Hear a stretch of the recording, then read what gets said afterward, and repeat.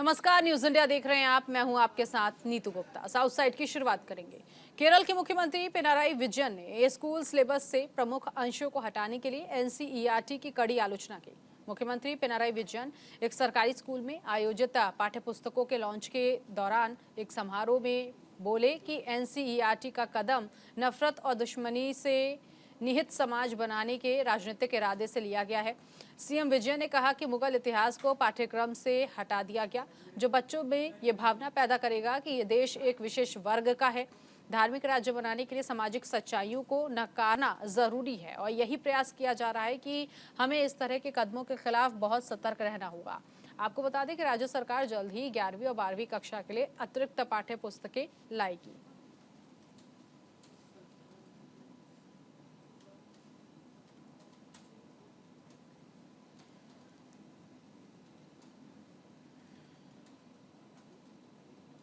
तमिलनाडु के मुख्यमंत्री MK Stalin ने मय्यालुदुथुराई में धर्मपुरम अधिनियम के तहत एक कला महाविद्यालय के हीरक जयंती समारोह का उद्घाटन किया।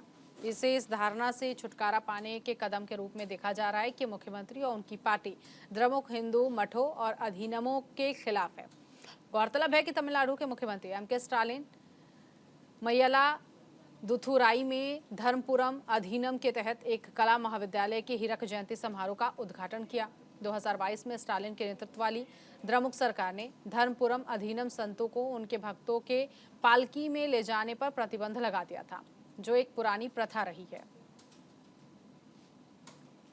आंध्र प्रदेश के अमरावती में नंगाल जिले में विस्तृत व्यवस्थाएं चल रही थी, क्योंकि मुख्यमंत्री वाईएस जगनमोहन रेड्डी 5314 मेगावाट की संयुक्त क्षमता वाली 3 नवीनीकरणीय ऊर्जा परियोजनाओं की आधारशिला रखने वाले हैं।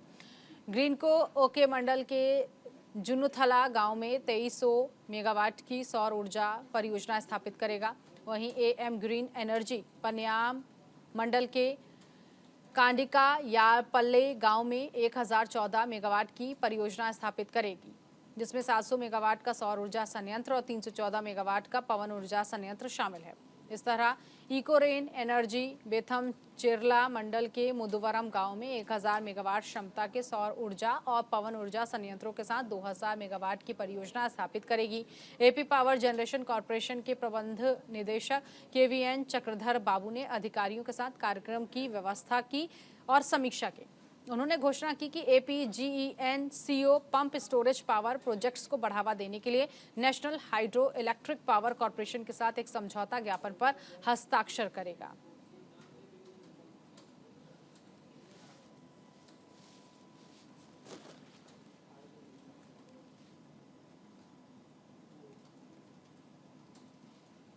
आंध्र प्रदेश में अमरावती में भारत की शीर्ष महिला तीरंदाज वी ज्योति सुरेखा अपने पिता वी सुरेंद्र कुमार के साथ आंध्र प्रदेश के मुख्यमंत्री वाईएस जगनमोहन रेड्डी ने कैंप कार्यालय में मुलाकात की। मुख्यमंत्री जगनमोहन रेड्डी ने महिला तीरंदाज वी ज्योति सुरेखा को गुलदस्ता देकर सम्मानित किया।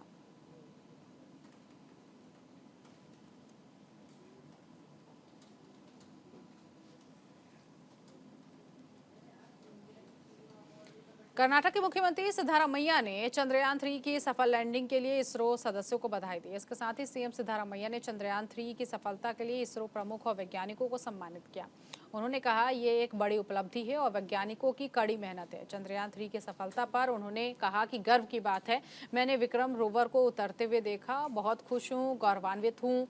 सीएम ने कहा, ये एक बड़ी उपलब्धि है, वैज्ञानिक कई सालों से कड़ी मेहनत कर रहे हैं। सीएम ने इसरो के अध्यक्ष सोमनाथ यूआर राव, अंतरिक्ष केंद्र के निदेशक शंकरन, परियोजना निदेशक वीर मुथु और कई वैज्ञानिकों को मैसूर पगड़ी, शॉल पहनाकर और माला पहनाकर सम्मानित किया।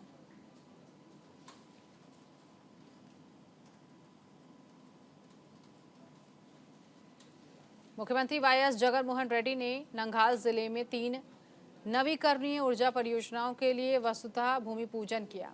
इस परियोजना में सौर और पवन ऊर्जा संयंत्र शामिल है। कार्यक्रम के दौरान सीएम मोहन रेड्डी ने कहा, देश का सबसे बड़ा सौर ऊर्जा संयंत्र 8000 एकड़ भूमि पर स्थापित किया जाएगा।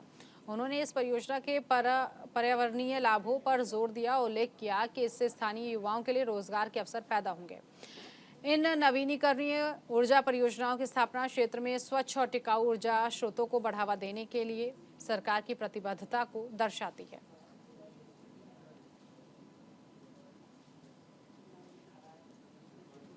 तेलंगाना हाईकोर्ट ने हैदराबाद के विशेष न्यायाधीश के जय कुमार को निलंबित कर दिया। मामला सांसदों और विधायकों से संबंधित एक मामले में सुनवाई करते हुए मुख्य चुनाव आयुक्त राजीव कुमार और अन्य के खिलाफ आपराधिक मामला दर्ज करने के आदेश से जुड़ा है।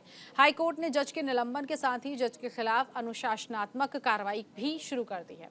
जज को आदेश दिया गया है कि वो हाईकोर्ट की अनुमति के बिना हैदराबाद नहीं छोड़ेंगे। इस बीच एमपी एमएलए मामलों की सुनवाई हैदराबाद महानगर सत्र न्यायाधीश अतिरिक्त प्रभार के रूप में करेंगे।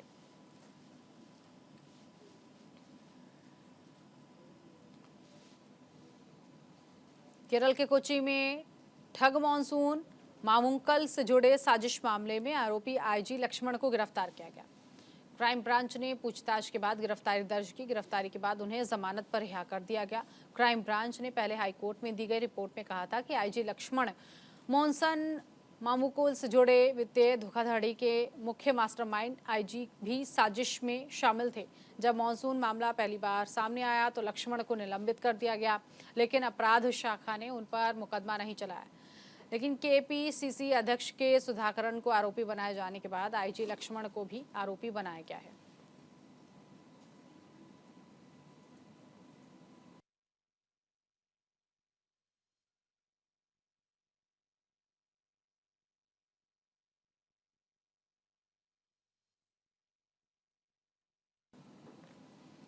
चंद्रयान 3 की सफलता देश के लिए गौरव का दिन रहा। इस प्रयोग के सफल अवसर पर इसरो वैज्ञानिक को बधाई दी गई। इस मौके पर कलबुर्गी के पलामूरू यूनिवर्सिटी, जेपीएनसी कॉलेज और वाग्देवी जूनियर कॉलेज में केक काटा गया।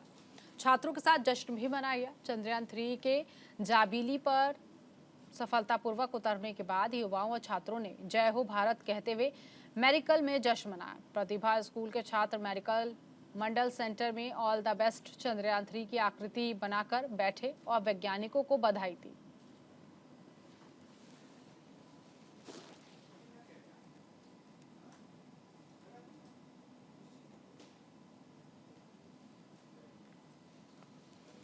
तमिलनाडु के तिरुचिरापल्ली अंतर्राष्ट्रीय हवाई अड्डे पर नारकोटिक्स विभाग ने बड़ी सफलता हासिल की। चेकिंग अभियान के दौरान 24 के शुद्धता के 6 बेलनाकार सोने के टुकड़े जब्त किए, जिनका वजन 216.500 ग्राम है और 12,84,000 इसकी कीमत आंकी गई है।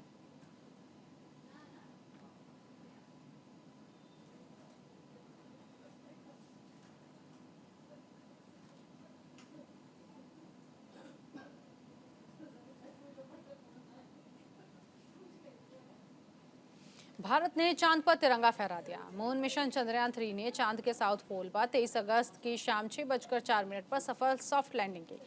पीएम नरेंद्र मोदी से लेकर देश की जनता ने इस नज़ारे को लाइव देखा। इसके बाद देश में जश्न का माहौल है। केरल के कोयम्बटम में लोगों ने चंद्रयान 3 की सफल लैंडिंग को लेकर खुशी जाहिर की और लोगों ने सड़कों पर निकलकर जश्न मनाया।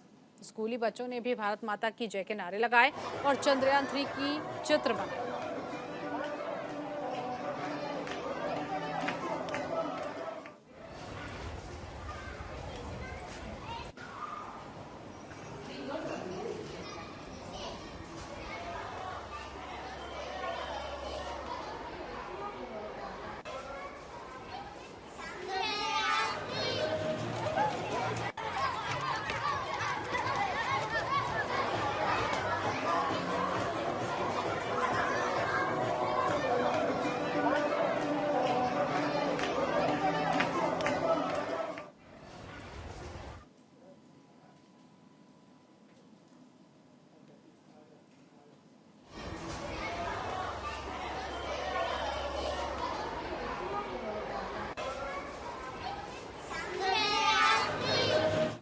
तमिलनाडु के कोयम्बटूर में टीपीडीके और द्रविड़ संगठनों ने नीट विवाद को लेकर तमिलनाडु के राज्यपाल आर.एन. रवि के खिलाफ काले झंडे के साथ विरोध प्रदर्शन किया।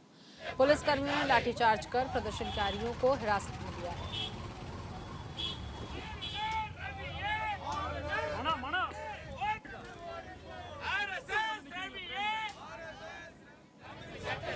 அரசியல் அமைப்பு சட்ட திருக்கே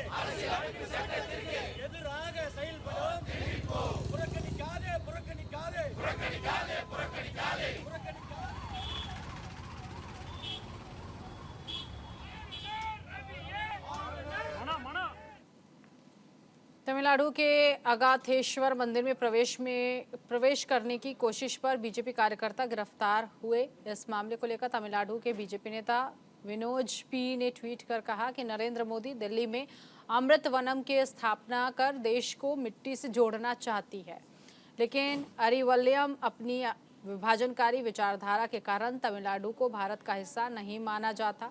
आज बीजेपी 4 इंडिया अगाथेश्वर मंदिर में प्रवेश करने की कोशिश करने पर कार्यकर्ताओं को गिरफ्तार कर लिया गया।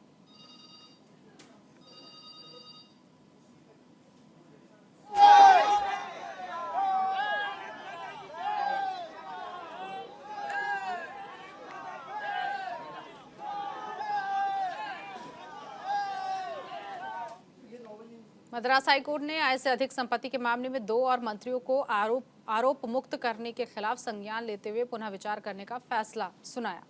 न्यायमूर्ति एन आनंद वेंकटेश ने भ्रष्टाचार के एक मामले से उच्च शिक्षा मंत्री के पोनमुडू को बरी करने के खिलाफ इसी तरह का संज्ञान लेते हुए राजस्व मंत्री के SSR रामचंद्रन और वित्त मंत्री थंगम थेनारासु को बर्खास्त करने पर आपत्ति जताई।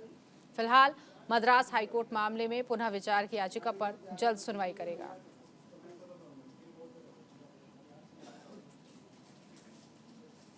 आंध्र प्रदेश के विजयवाड़ा में एक बाइक शोरूम में भीषण आग लगने से 400 से ज्यादा दोपहिया वाहन जलकर खाक हो गए। हालांकि आग में कोई जान माल का नुकसान नहीं हुआ और आग लगने का सही कारण अभी तक पता नहीं चल पाया। आग चेन्नई कोलकाता नेशनल हाईवे के पास केपी नगर इलाके में स्थित TVS शोरूम में लगी। जब फायर ब्रिगेड की गाड़ी मौके पर पहुंची तो शोरूम पूरी तरह से आग और धुएं में तब्दील हो गया था।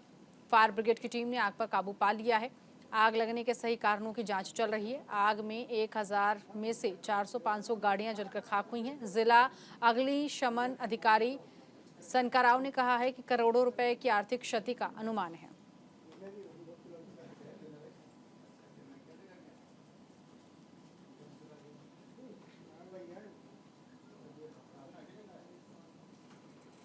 इसी के साथ इस बुलेटिन में अभी के लिए बस इतना ही। नमस्कार।